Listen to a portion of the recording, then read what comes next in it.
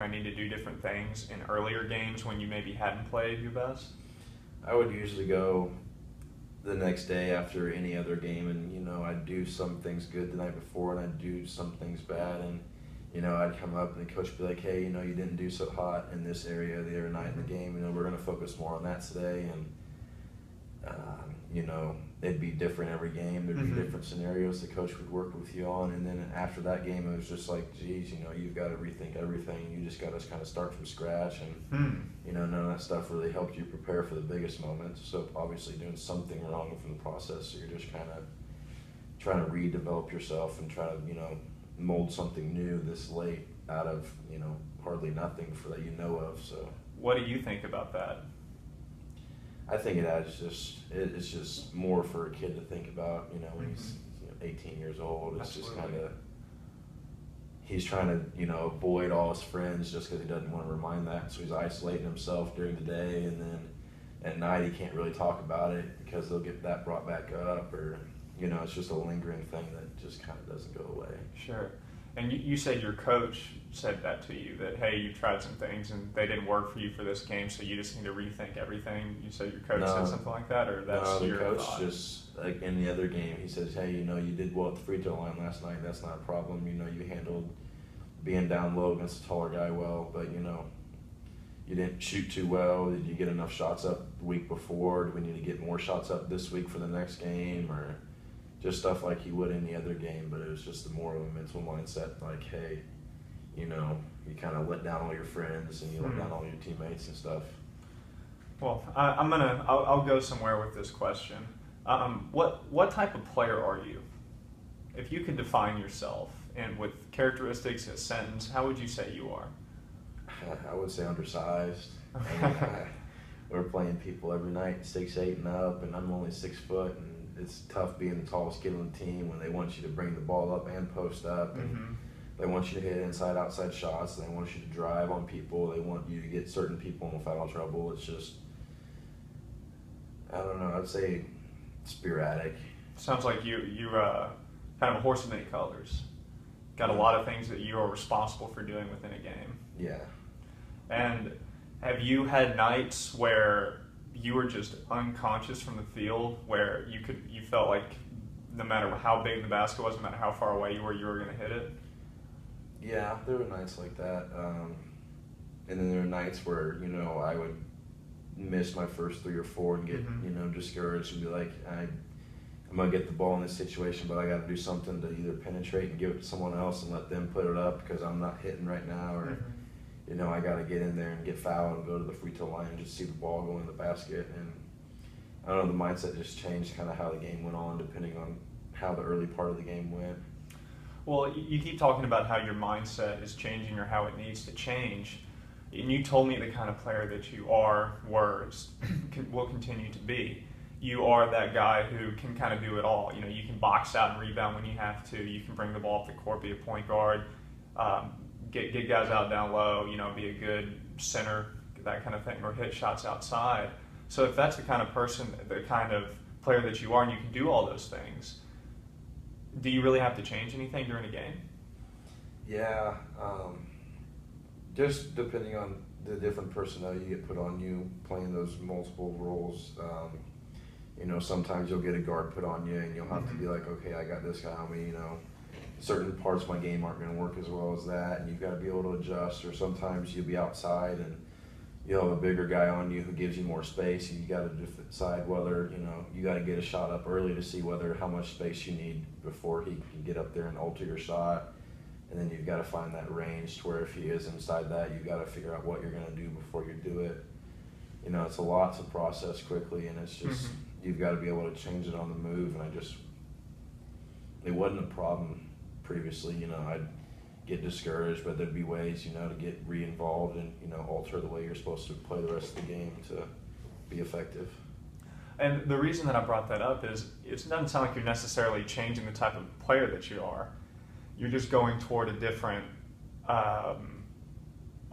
concept in the game. So instead of, you feel like your shot isn't there tonight, so okay, I'm going to be a slasher, I'm going to get to the basket, and which you can do, I'm assuming. Yeah, That, or you get past that first initial guy and you've got to be able to get it off, but you've got to make the right decision and keep the ball in your possession without turning it over to get someone else an easier shot, and just being consistent enough to know when to shoot it and when to pass it. It's just kind of, It sounds like you have a lot of, obviously basketball is mental and you have to think about how the game is flowing, but since you can do all of these things very well, instead of maybe having the mindset of I need to change my game, maybe I need to focus more on another area of my game.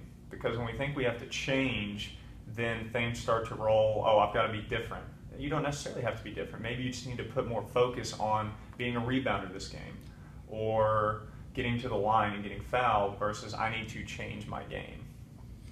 Yeah, I mean, it's just tough when you're in the middle and you're trying to, hey, this is the move I usually go to, and you say, oh, well, that didn't work tonight. How am I going to, I haven't really prepped anything else, or I really don't have anything else as go-to as that, and you've got to think, what have I seen, or what have I, mistakenly done before that have worked, and you're trying to, pull from that memory bank of trying new things on the fly where, it's not really the most acceptable time to be doing something like that, but, you really have no other option but to try something else. And so when you try something else like that, when you do, what normally happens when you attempt to try something that you're not familiar with or comfortable with?